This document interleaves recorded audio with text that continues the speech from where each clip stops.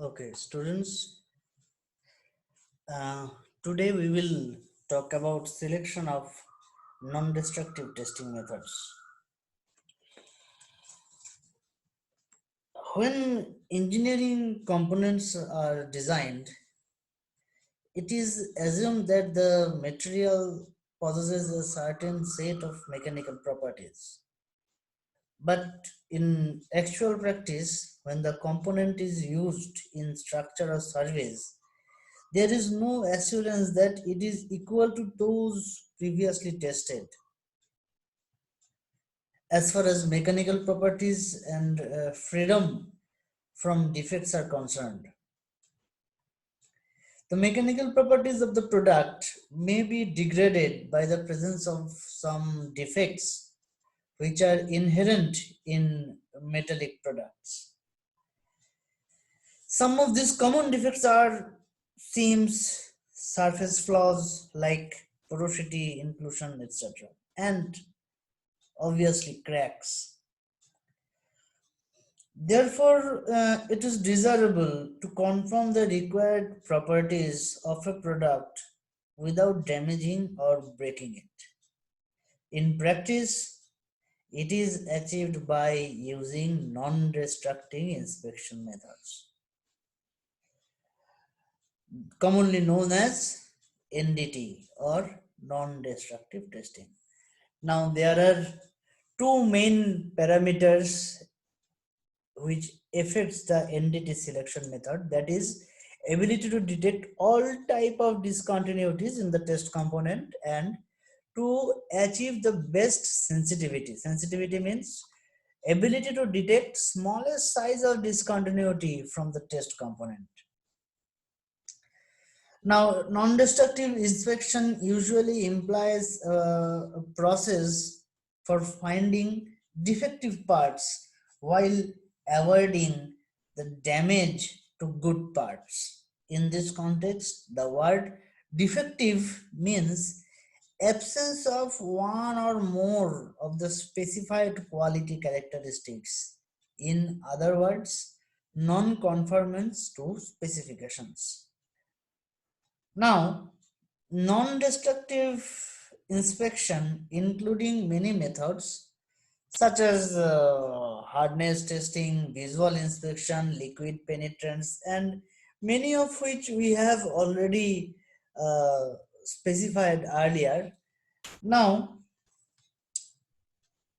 now in the selection of NDT method, the type and origin of discontinuity, these are the factors by which uh, method can be affected.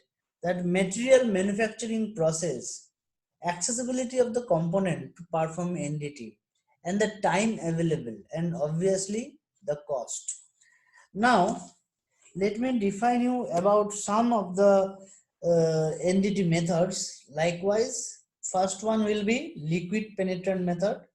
Liquid penetrant processes can be used as non-destructive inspection methods for finding discontinuities that are open to surface of the solid and non-porous metals.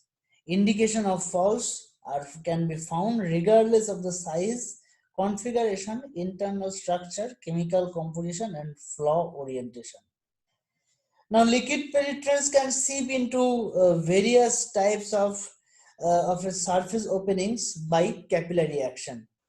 Now, when we add some of those developers in those capillaries, the total flaw actually comes up as a as our total as our total characteristics. Now, because of this process is well suited for the for all types of surface cracks, lapse, porosity, shrinkage areas, lamination, and similar discontinuities. It is used extensively for the inspection of wrought and cast iron products. So you can see in my subject preview also that these are some kind of, this is the experiment I was actually referring to. And these are the cracks, these are the types of flaws, as I have already uh, discussed. Now the next one is magnetic particle inspection. Now, magnetic particle method is used for locating surface and subsurface discontinuities in ferromagnetic materials. This is why magnetic particle inspection is used. Now, there are others. Now, let me brief you about eddy current inspection. Eddy current inspection is based on the principles of electromagnetic induction, and it is used to identify or differentiate between wide variety of physical, structural, and metallurgical conditions in electrically conductive ferromagnetic and non-ferromagnetic materials.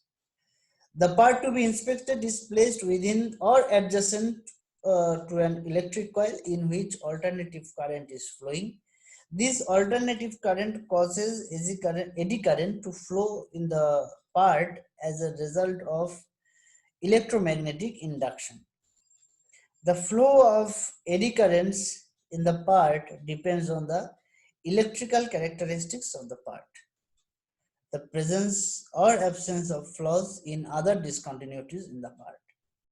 The change of flow in eddy currents caused by the presence of crack in a pipe, it is a very effective way to find out the defects in a pipe. Now, these are some measures in MPT or magnetic particle testing method, and UT and RT I have already discussed in my earlier topics, and still you can see the industry-wise UT selection. This is how an UT tests are done. This is where the UT tests are done, and types of ultrasonic unit and suitable flaw detected. These are some uh, very basics of UT selection and UT probe selection. So this is my module number 3 of non-destructive testings. Please study at home and stay well. Thank you very much.